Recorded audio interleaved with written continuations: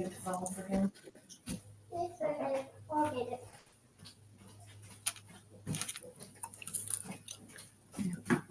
You're live? Help me.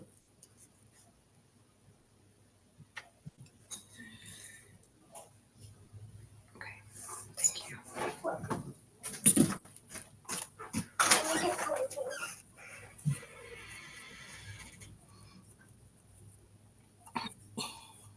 Okay, so.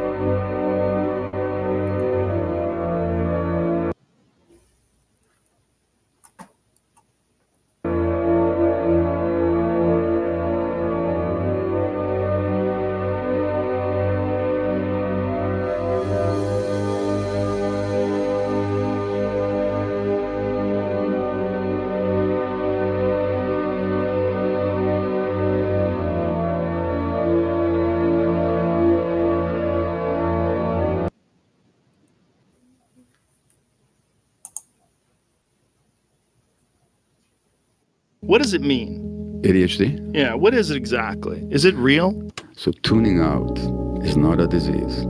So let me ask you a question, if I may. Okay.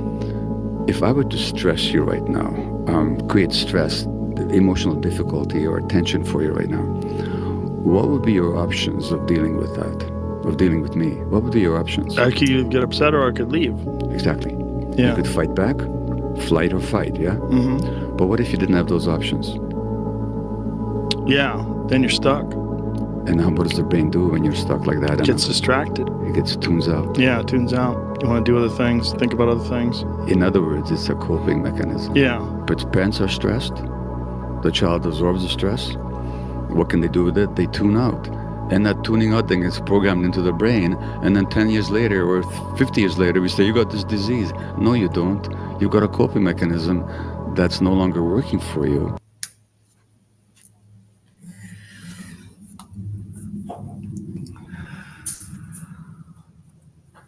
You've discussed doing EMDR, and Yeah. I did EMDR. Love it. Saved my life. And I'm just wondering about that, what it did for you, how it helped you. Because it's Yeah. a very specific type of therapy that really, is to do with trauma. Yeah. Oh, that's sweet.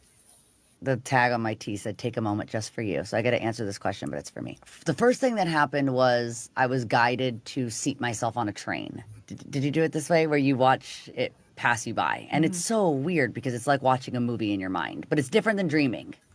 You're kind of more in yourself, but still in another place of consciousness that's really hard to describe unless you've been in that hypnotic state. And I see myself sit down on the train and he says, just watch your movie, watch your life like a movie and watch it pass you by through the windows. And I see all these times, just frames of these moments, like a film. He goes, what's the feeling of anxiety that comes up for you when you're performing? And I never even thought about it before, but in my hypnotic place said, I just want them to love me so bad. And he said, when was the first time you felt that way? And then suddenly the train stopped moving forward and it started going backwards. And I saw myself, it sounds so trippy, but this is medical. This is real. It is real. I've done it. It's real. I saw myself in the womb of my biological grandmother because my mom was adopted. And I heard my mom's biological parents talking about putting her up for adoption. And I felt myself being inside of her womb as my mother, hearing them speaking about giving her away. And my mom thinking, I just want them to want me. I want them to love me so bad. Huh. And then when's the next time you felt that way? Fast forward, I see my mom being handed to my grandmother who adopted her, who's my everything, Loretta. And then just like that, I see myself being handed to my grandmother too as a baby. So I realized because my mom had a really intense, very dangerous pregnancy with me. So I wasn't actually handed to my mom. I was handed to my grandma. So I saw myself being handed to the same woman that my mom was handed to. And I felt our unison right away. And he's like, keep going, keep going. And I found myself on a mountaintop in a place that I had experienced a lot of trauma in the snow in Montana. It was just a moment that it was just a really intense kind of I guess just being surrounded by nature, it really puts you in your place. And I saw myself there as a little girl in a coat that I used to love, this little red coat with a red beret. And I saw all these people that had brought me so much peace and love all of a sudden show up. My dog that died a couple years ago, my grandma, my mom, it'll get me, my boyfriend that I have now, and they all grabbed me by the hands when we started playing Ring Around the Rosie, and I came out of it, and I've never had stage fright again, ever. Wow. I don't have stage fright anymore.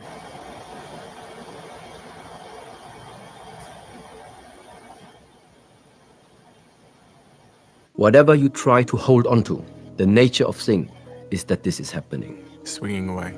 It's going to move away from you. And whatever you try to avoid and push away from you is just a question of time until it's going to move pretty close towards you.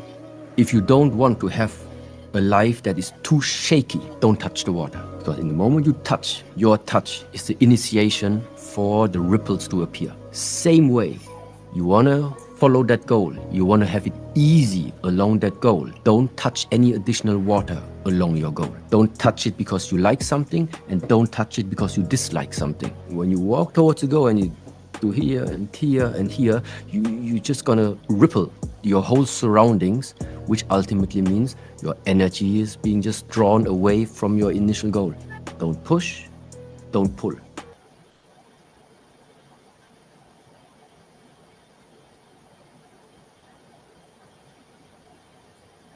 And if you hum, you can increase that to 15-fold. So humming, you're going to annoy everyone if you do this, increases that nitric oxide 15-fold. And there was one study that showed this guy completely got rid of his rhinitis just by humming for about 10 minutes 4 times a day. So these are simple tricks you can do. They are free, available for everyone. The humming also helps to calm the body down because we have the vagal nerve, right? Vagus nerve, vagal tone is right along here. So when you hum, you're sending signals to the vagus nerve and you're calming your body down. Humming is stimulating more nitric oxide and allowing it to break free from all of those tissues.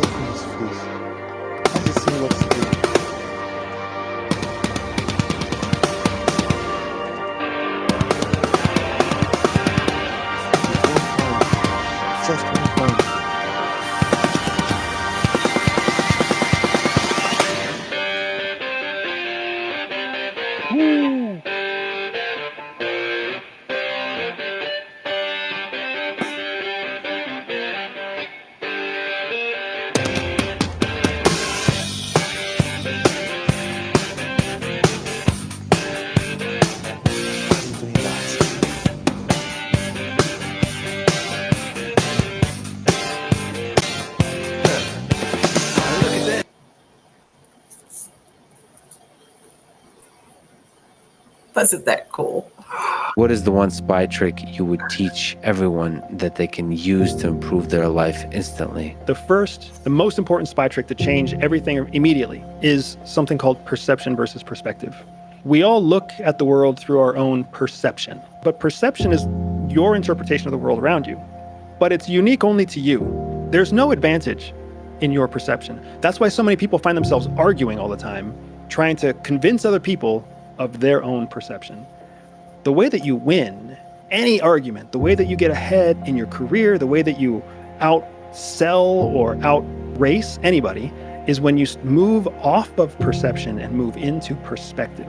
When you shift places and get out of your own perception and into someone else's perspective, now you're thinking like them, which is giving you an informational advantage. But you know what they're all doing? Everyone else out there is trapped in their own perception, not thinking about a different perspective. So immediately you have superior information, superior positioning, you have an advantage that they don't have. And if you do that to your boss, it's gonna change your career. If you do that to your spouse, it's gonna change your marriage. If you do that to your kids, it's gonna change your family legacy because nobody else out there is doing it.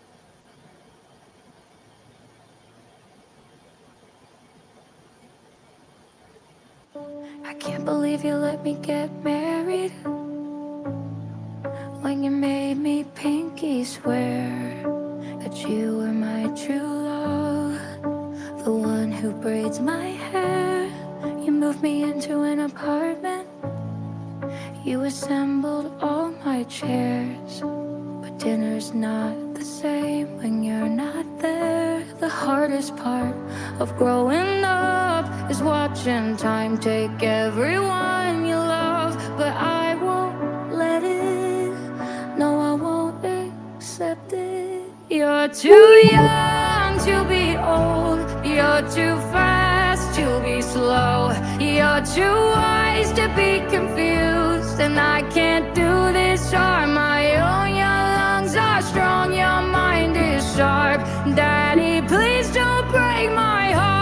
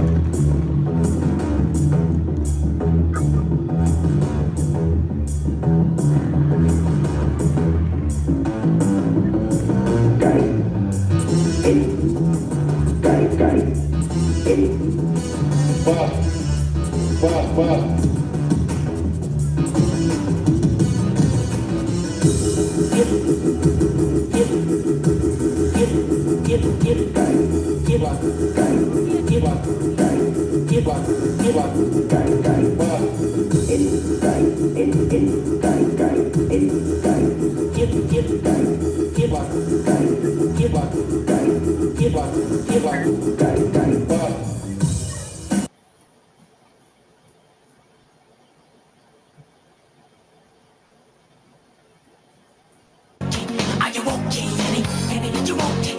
Annie, are you walking? Are you walking, Annie? Annie, are you walking? Will you tell us that you're walking? Then the sign of the window, then he's nothing. I guess you know, Annie. You can look at your heart, and the blood stains on the carpet. And then you run into the bedroom. It was sundown, it was shadow. Annie, are you walking? Annie, are you walking?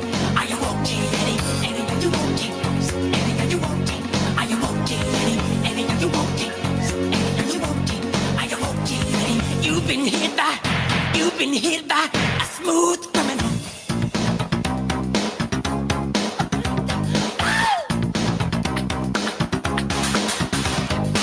See the camera to the outway. It was Sunday, what a black day.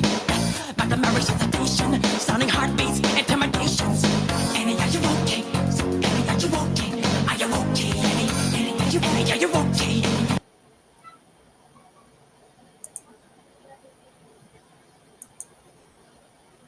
Okay, I thought we'd start off with some interesting things today before we begin and give everybody time to get in here. We are doing a call-in show today, so call me. And if you don't have the number and you're in the United States, the number to call is 1-646-568-7788. 1-646-568-7788. And then the instructions are in the post that I put on YouTube if you need that. The host key, or excuse me, the passcode and stuff that you're going to need, because it will prompt you for that. But you can call from your phone. And anybody that wants to call in and talk to me, ask questions, make comments, whatever you want to do, feel free to do it. Actually, let me just put it right here in the chat so that you have all of it.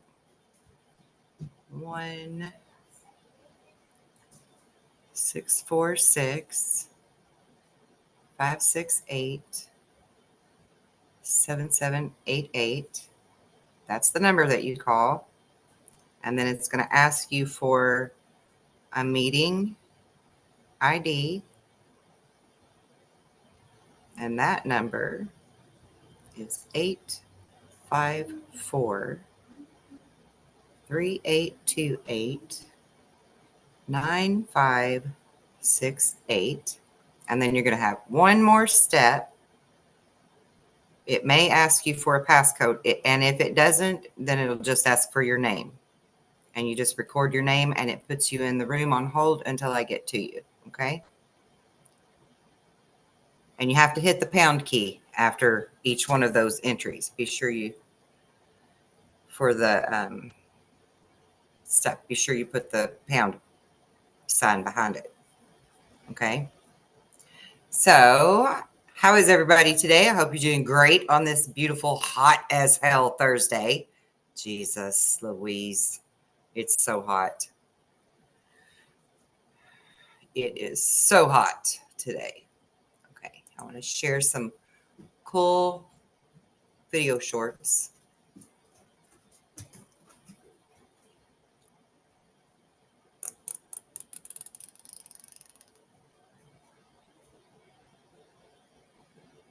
Okay, before I do the share screen, I better make sure I got what I'm trying to do.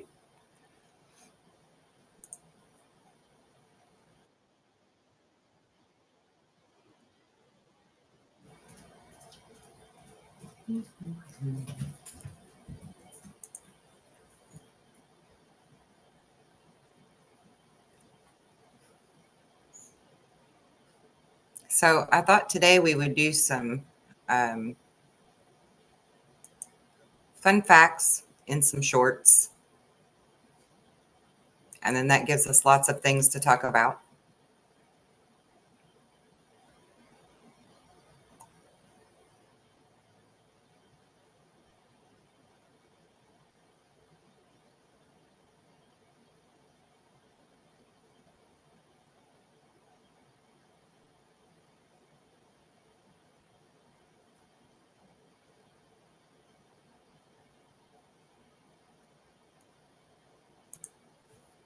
Okay, I found it.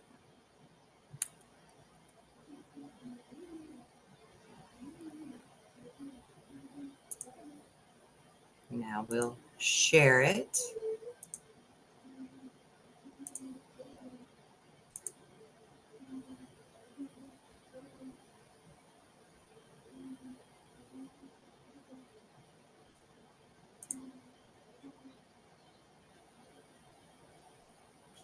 The day the sun stood still. Right. So in the book of Joshua in the Bible, the Israelites were fighting the Amorites, and it says in Joshua 10, verse 12 through 14, it says, "Sun, stand still over Gibeon, and you, moon, over the valley of Ajalon." And it says the sun stopped in the middle of the sky and delayed going down about a full day. Amazing. What's more amazing is when this happened, 1400 to 1500 BC, there's different records from around the world. The sun standing still in China and in Egypt, but in Mesoamerica, the Mayans and Aztecs, they talked about how the night never ended. So it was a full day of just night, and they're all freaking out. So they decided to like do all these mass sacrifices and stuff. Then in Egypt, this one was actually crazy. They said that the sun changed erratically in the sky. So it was setting in the west and then stopped and then started going backwards. Wow, that'd be wild. But the proof of the sun standing still in the Bible was accounted for by different cultures around the world. Think about the record, though. The other religions and regions were thrust into confusion by the narrative. The biblical account is the reason. You know what I mean? Yeah. In the middle of a conflict. So as far as... Okay, and we're going to not do the end of that because they're just putting their own opinions out there of things, which I don't necessarily agree with. Let me get back to where we got to be. Okay. My computer is freaking out today.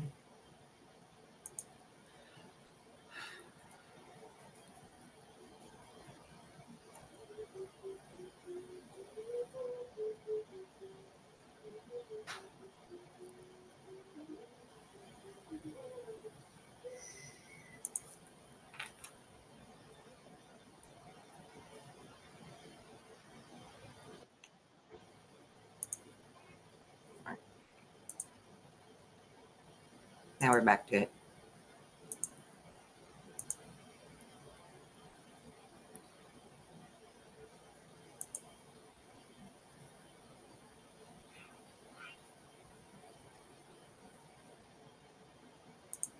Thing, and it is so weird and creepy. I saw this on the CIA.gov. It's a workbook for Gateway Project. Okay. And it's this whole system of like how to harness the energy for remote viewing. This is the title for one of the sections. It says to reduce pain signals. It says, look with your closed eyes at the part of your body which is the source of pain signals. As you look, repeat in your mind the number 55515. When you do these two things, the pain signals will slowly reduce until they are no longer important. There's this thing called angel numbers. Yeah, that's what I'm seeing right here. So the significance of angel number 55515. In short, encountering 55515 might be a reminder from your spiritual guides or angels that you're entering into a transformative period where you should trust your instincts, embrace change, and pursue personal growth confidently. That's so strange. It kind of puts perspective, though, on like what maybe prayer is actually supposed to be. Like, what if instead of just throwing up a casual actual conversation in the air. Our prayer life was more intentional, like very specifically of visualizing the person, the problem, not just throwing a name out. Okay, so that is what God told us to do, to communicate with him. And it's like this way. And I'm going to mute them right there because they're going from a strictly Christian perspective, which I, again, don't necessarily agree with. So I'm not trying to push that message because I think that we can all talk to God and that God talks to us in many ways, including numbers.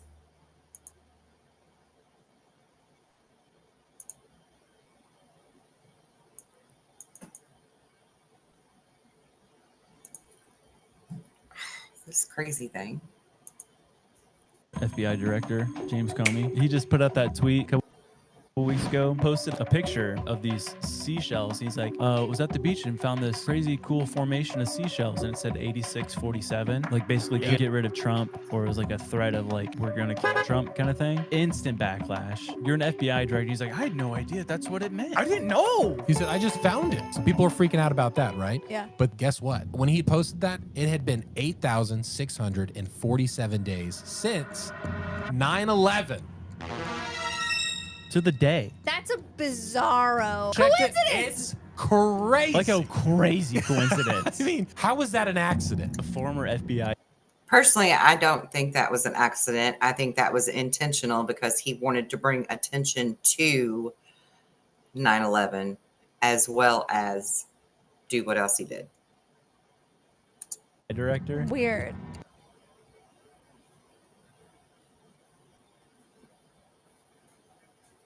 Have you ever heard of the story of Gilgamesh? The story was written 2000 BC. The story talks about how he was 2/3 God and 1/3 man. The claim was that he was 17 feet tall. Oh, man. And he was this brutal king, like a tyrant. But the story goes that he was buried under the Euphrates River. That's drying up. Well, here's the thing. In 2003, archaeologist by the name of Jörg Fassbinder, he was in the Mesopotamia area doing like the whole LiDAR thing. And what he said is, I have found the tomb of Gilgamesh. Oh my gosh. But it's underground, right? So they have to like dig it up. Guess what happened 1 month later? Earthquake. The U.S. invades Iraq. Oh my gosh. No way. This is where it gets crazy. Yeah. All the archaeological sites were then stopped in Iraq. So stop digging. You're out of here. And the U.S. military set up an encampment around the tomb site. But the locals around this encampment reported that the U.S. military were digging at night. And they did the same thing in Syria. The history of Jekyll Island is a little scary. So there's a tribe of Native Americans that used to live there, the Timucua tribe. And the first settlers that came to Georgia were French. And they witnessed them doing blood sacrifices by killing small people. Oh, goodness. People small in stature or small in age? Age. Oh. Yes. Very creepy stuff. Both are sad. Anyways, fast forward, the Timucua end up getting disease and stuff because of the colonizers and whatnot. The white man. So a lot of the elites, including the Rockefellers, Vanderbilts, the Morgans, came down and they said, we want to build our summer homes here. But the Rockefellers built their house directly over the altar. The human sacrifice The one that, yeah. altar? Yes. Oh my goodness. Directly over it. And that's where they decided to create the Federal Reserve in that house. Ooh.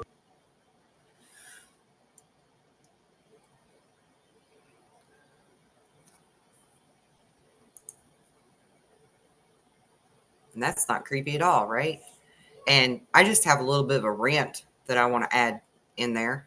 I just want to slide in a soapbox rant for a minute because I got to thinking about this last night, something I was watching that was similar to this. We don't, in America, we don't per se have what you'd call a culture, right? As Americans, as a whole, we don't have a culture. Like white people have their thing, black people have their thing, Mexican people have their thing, so on and so forth, right? And like for the black kids are taught rap music. I know 6, 7, 8-year-old kids that know every single word to the rap music. And a lot of it is not good things to be teaching to your kids, right? And then you've got the white kids, they're all stuck in their cell phones and totally addicted to gaming and all of that. And they've just become a bunch of damn zombies. And I mean, it's like that's their culture now. We're not teaching them how to change tires or mow grass or, we're not teaching them those things anymore. Like we learned when we were growing up. So we don't have any real foundation for our culture anymore. And that kind of pisses me off in a couple of ways, because it's a double-edged sword. On the one hand, you've got the educational system that is teaching the kids, hate the white man. The white man came here from another place and took all the land from the natives and raped them and pillaged them and blah, blah, blah. And so white man is bad. Yet they're also teaching our kids in school that we should allow every Tom, Dick, and Harry to come here completely illegally and rape, pillage, and plunder our land and take it from us when we're the natives now. Like, we're the natives. So where does this cycle of madness stop? And how did it get turned around to where this is something that should be okay for the present day, but it wasn't okay then, right? I mean, it's kind of like that same double standard that they're doing with everything Trump tries to do to fix this country now. Every single thing, like Obama and Clinton and Bush and several of them have talked about securing our borders and making sure that people come here the right way and do all these steps that they're supposed to do correctly so that we're not overrun and we don't have a bunch of bullshit that we don't want that we're seeing now in the news every day. So why is it so bad for Trump to do it? It was good for them. Why is it not good for him? Why is it not any longer good for our country to be this way? So, and we've taken the discipline out of the home and out of the school. And I think that's part of our problem too, with our loss of culture in our country and loss of patriotism and the whole thing. Because when we were growing up, we said the Pledge of Allegiance to the flag every morning. We did all of that, right? And that's not something that happens anymore. So I'm done with my soapbox, but I just wanted to throw my 2 cents worth in there. The color blue was never written down. Weird. In like all this, like blue was never a word. Weird. They didn't have a word for that color? No. Okay. When they would describe like the ocean Yeah. and stuff like that, they would describe it as like green. What? And yeah. And so the theory is if you can't connect a word with a color, can you not see that color? Because your brain, and so they did an experiment. That's crazy. They did an experiment in this tribe in somewhere in Africa. It was like the Bush people, Yeah. and they also have never heard the word blue. Okay. And so they gave this graph, and it's this graph of like 12 squares, and they're all green, right? And then there's one that's like a bluish green, very different. Like all of us would be like, oh yeah, that one's different. And they had these people look at it, and they were staring at it, and it took them so long to figure out which color was different because they don't know what to look for in the blue. They're like, find the one that's different. It was weird. Yeah. And then they showed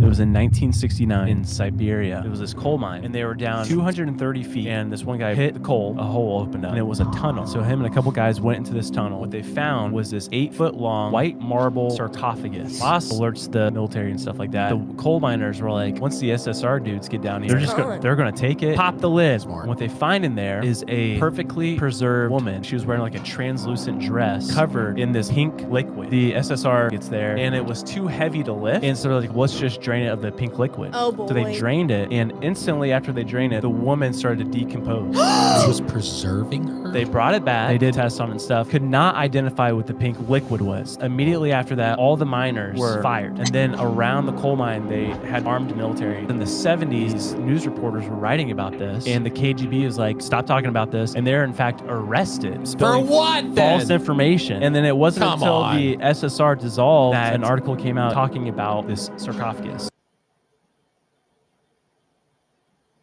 Now, put a pin in that one because I want to know your all's thoughts on this lady that they found in Russia.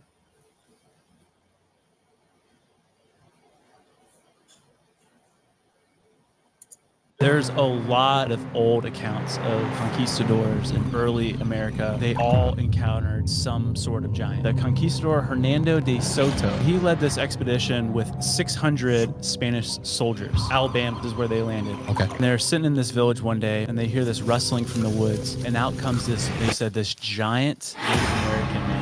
The quote was, "Seeing him, we paused, dumb with amazement. A great limbed giant, the heads of our tallest men reached only his breast." And this Native American, his name was Black Panther, Wakanda. Forever. But he was the son of Chief Tuscaloosa. He told the Spanish, "My father would like to meet you." They're like, "Yeah, sure." And then they came across this village. They go in, and in the middle of this village is this giant mound. And on this mound is sitting Chief Tuscaloosa. They said when he stood up, he was 2 feet taller than his son. They're like, "We've never seen a man Massive. with this stature."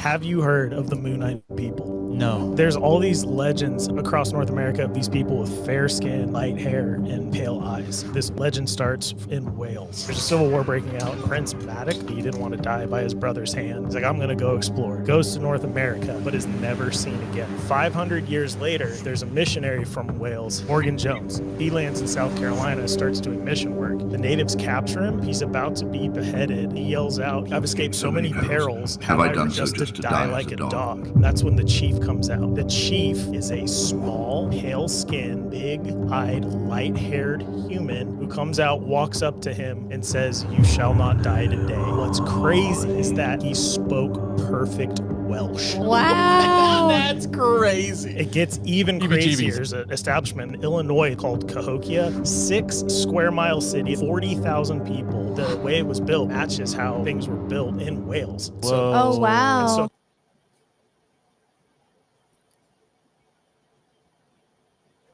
you want to hear about a dinosaur? I would love to. Please. I found something from the World War II era, dinosaurs that were actually found in Africa, and it was reported on by British soldiers who were stationed in Zambia. It's called the Kongamata. The name translates to overturner of boats. Literally, to them, there's this mysterious creature that plagues them while they're fishing. It's known for having a beak, teeth, and large red featherless wings. And so they set up a hospital, and then someone comes into the hospital, and he is tore up, saying Kongamata. And when they're asking what happened, he begins giving these descriptions, and they have a book on them, and they flip through, and he stops, and it's depictions of dinosaurs. And he's like, that's it. That's the thing. And it's literally a pterodactyl like that. But what's crazy is that, this is a medical office. These are British soldiers, and the report that was written, they're like, we saw the fear in his eyes. This isn't somebody telling us a ghost story. This was someone who was injured and came into our camp and was like, help me. I just got attacked by a Kongamata. And when he pointed out the picture with no pre-knowledge of like dinosaur books and stuff like that, he was like, that's what got me. That's what we have. It appeared in several 1940s and 1950s military and scientific reports. Oh That's my wild. gosh. Yeah. That's fun. These critters are real. Yeah, I mean, how could they not be?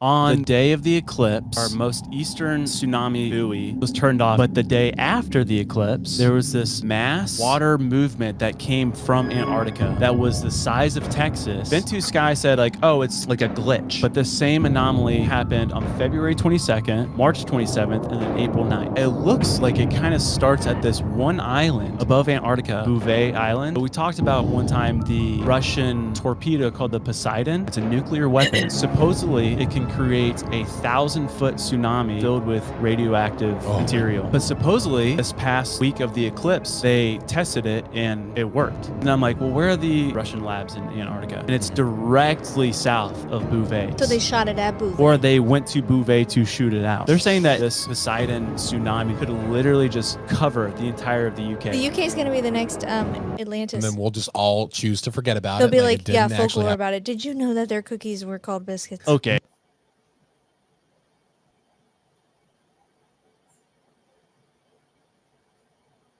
Have you guys heard of the Nazca mummies? This is in Nazca, Peru. 2015, they found 200 mummified remains, a couple dozen of which were fully intact, but they're these humanoid-looking creatures that have 3 fingers on each hand. It's just super weird, and they've done a ton of studies on these things. They did like a DNA sampling, and 30% of their genetic makeup is identified as something on this earth that can be identified as something, so the rest is not. A lot of these creatures, they still had their organs inside of them. So they did these CT scans, and one of them that they call Maria, they said it was pregnant, but near the cave where they apparently found these, they found a petroglyph of this creature that has 3 fingers on each hand. Wow. And then a lot of their art, they talk about the sky people. Nazca is known for, you know, those giant drawings that are in the desert, and you can't tell what they are unless you're Until you're literally in a in the plane. air. Yeah. And so the theory is that they made these giant things in the dirt. Yeah, to talk to things to way up communicate,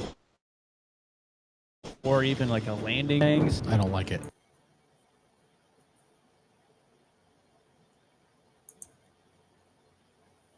Okay.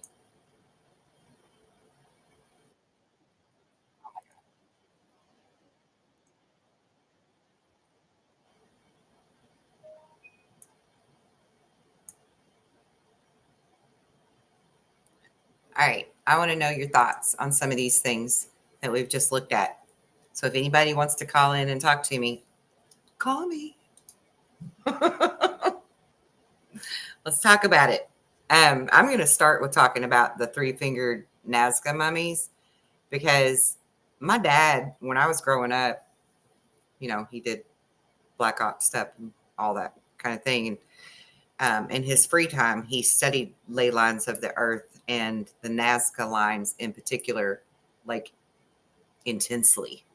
He would lay on the floor on his stomach with great big sheets of like architectural sized blueprint paper and draw the Nazca lines out and draw star maps and try to figure out what this was all about. And so I literally grew up knowing about the Nazca lines. Of course, we didn't know anything about the mummies at that time.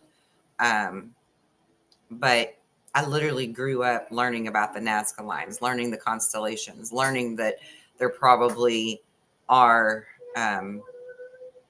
evidences all over the world of alien visitation. My dad was very intent on trying to figure out that mystery at the time, right? So for me, the Nazca lines have always been really, really intriguing. And then to find the mummies, and I forget his name, Masson, Dr. Masson, Mr. Masson.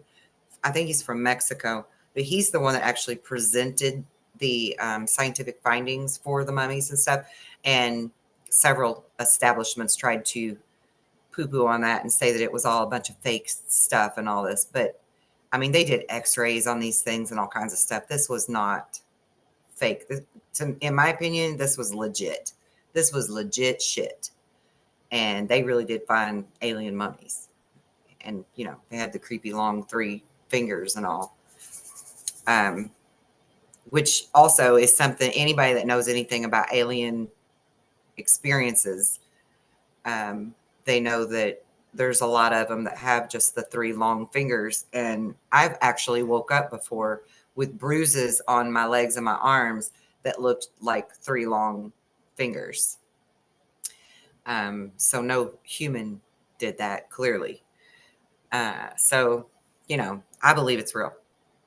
And then we've got the blob in the Antarctic, the great big blob that we saw the video clip to, that created the 80-something foot tall waves, tsunami waves, as it moved through the ocean out there.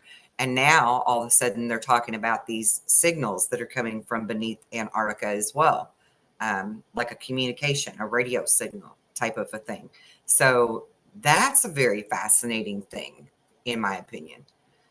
And I want your thoughts on it. So either put it in the chat box or call me. Call me, man. Let's talk.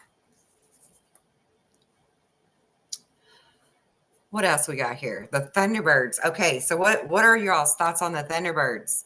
Because I personally have always thought when the Native Americans are talking about the Thunderbirds and, you know, they've got them on the top of the totem poles and stuff, I think they really saw them. And I do think that it was like pterodactyl or whatever you call those flying, great big flying dinosaur bird. Is it pterodactyl? I don't know. Whichever one it is. But I've always thought that that's what was going on. And there's even like old newspaper articles from the 1800s where the Wild West pioneers were shooting these things down out of the sky because they would come down and eat the cattle and stuff. So I think it's pretty freaking spectacular. And I do believe that they still exist. And I do believe that they could exist with nobody finding them if they're living in caves that are up high in mountaintops. Same thing with dragons. I think that dragons could very well still be alive. And I fully believe that they were a real thing.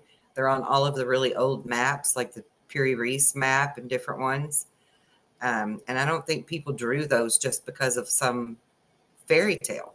You know, I think this was something that they really saw and they really knew about. Why else would it be in all of our cultures all across the world?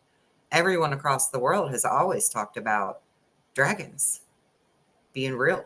Big dragons, little dragons, all kinds of dragons, water dragons, cave dragons, dragons that live underground, all kinds of dragons, you know, dragons abound. So I want your thoughts on all of that. What else? The moon-eyed people. That's a cool one for me. Because I think it's cool. A lot of people, when you hear about the moon-eyed people, you think of aliens with big eyes, right? But their description is that they're little people with blonde hair and really big blue eyes, and that they speak Welsh, at least in Wales. Now, the Native Americans also spoke of the blue-eyed people, and they don't give as good of a description, in my opinion. What's Dr. Ace saying? Kelly, you remember when both me and you had woken up with those red marks on our... Yes, I do remember that. We both had red marks around the same time, which was very weird. And I think that goes hand in hand too, really. I think that the people who recognize themselves as light workers or star seeds or volunteers or whatever you want to call that, I think that we all are being taken from the same group of beings, and maybe we're all being taken at the same time. You know, maybe there's like ships or orbs or something that are stationed exactly where all of us are located to pluck us up all at the same time and take us up to the mothership and do whatever they're doing with us and then bringing us back. You know, I think it's possible. It happened again not too long ago. Me too. I actually woke up with bruises. Really, I don't know if you can see it on the camera, but I still have a faded bruise there. Bella, don't run, please. You're making my camera shake. And I had bruises on my legs and some weird marks. I don't know what was going on with that. I guess somewhere in my subconscious, I was fighting or something. I was resisting. I was part of the resistance. I don't know. And giants. We saw a clip on giants. And I think giants still exist too. Just like the Thunderbirds and the dragons, if they're still around, they're hiding in caves high up in mountaintops. I mean, there's been people, I'm sure you've seen those videos of people on YouTube or TikTok or whatever that see a mountain top and there's this clearly very, very tall human looking figure walking around up there on top of the mountain that, I mean, has to be a giant, right? Because it's so tall next to the trees up there. There's no way that's just a normal person up there. So fascinating stuff. And then we kind of go back around to the alien scenario with the Russian lady that was found, very well preserved. What are your all's thoughts on her? Do you think she was an alien? Do you think she was a being from another planet, and that's why they had her in the special pink liquid? Or do you think this was just some different way for preserving the body, similar to the mummies in Egypt? So I want your all's thoughts on this stuff.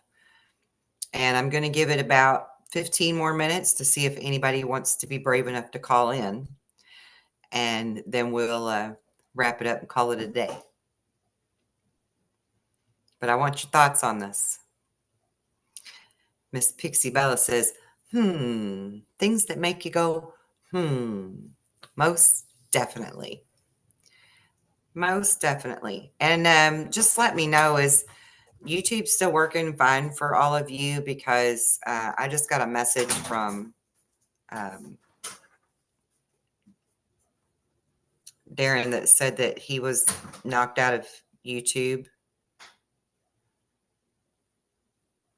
Said everything's malfunctioning and blocked me out of YouTube. He's feeling sabotaged. Well, God love you. So is everybody else's stuff working good?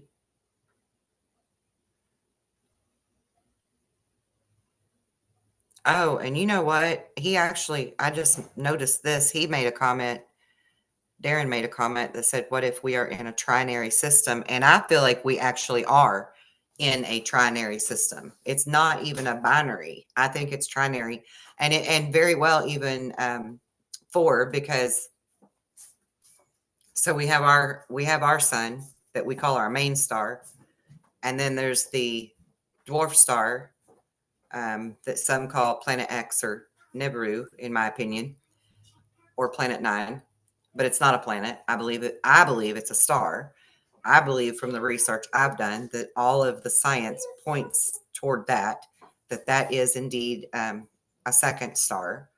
And then you have to take into account Jupiter, because it's a gas giant. It's not an actual planet per se. So I think it is laying in wait as a third. And I mean, look how many moons it has around it, what we call moons, right? Which is really just planets. What is there, like something 72 of them or something around it? It's a shit ton. It's like a lot. And even some of those, they call them moons, but even some of them have their own satellites around them, which would be their moons, right? And then, of course, we have Venus to think about too, which is also gaseous. And so I think she is a very young baby star who's just waiting her turn in the evolution of things to become a star one day and have planets orbiting around her. And our sun is getting ready to go through an upgrade. And again, in my opinion and in my research, I feel like it's getting ready to have what's called a micronova event. Some people call it the solar flash or the solar event, but it's going to be a pulse, right? And we've already seen evidence in the past 2-3 years of it sort of surging at times. I even have a video of it where it will surge at times, like it's gearing up for the big flash, the big pulse, when it hits its micronova event. And when it gets its upgrade, I expect that it will turn more of a white color of a sun than being the orange yellow that we're used to. And so as it gets its upgrade, everything in the entire solar system gets an upgrade as well. We've talked about this on some other shows where we're like Oprah handing out new cars to the audience, right? You get an upgrade and you get an upgrade and you get everything gets an upgrade, including Jupiter, including the dwarf star that we can't see without infrared because it doesn't have its own outer light.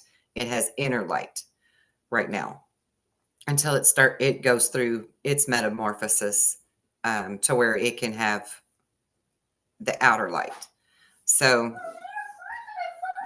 very interesting times that we live in. Most definitely very interesting times.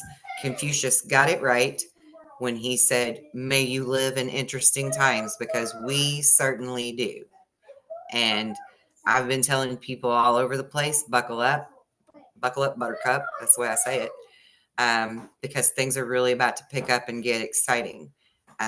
Dr. Ace has talked to me about this before, how time is really speeding up. And I agree with that 100%. I feel like time is speeding up. Timelines are merging. And this is all part of the plan for the upgrade. And it's a cyclical event. It's something that happens on a regular basis. Even though in our scope of things, it's not happened in our lifetime before. So we have the privilege of being here to experience it. And we also have the opportunity to help everyone raise their vibration and ride the wave of change rather than go down with the ship, right? But either way, we're in this together. And that's why I love it when Q says, where we go one, we go all, worldwide, because this is a collective effort. And whichever way, whichever timeline we end up on is most definitely the direction that we all go. So it's like that 100 monkey thing again. We need a certain tipping point of people to be awake and aware and consciously co-creating to get us to the finish line that we all would view as the most optimal, beautiful timeline for everyone. Okay, so thank you all for joining me. Thank you for being here today. I appreciate everybody's support. Don't forget to hit the like button on the way out. Share this far and wide. Let's grow this channel. Let's blow this message up and spread it with the world and raise everybody's vibration. And tomorrow we'll be back to do it again. And I'm going to have some more interesting topics for us to talk about. And I hope, I really hope, somebody calls me. And until next time, peace, be well, and be blessed. Love you guys.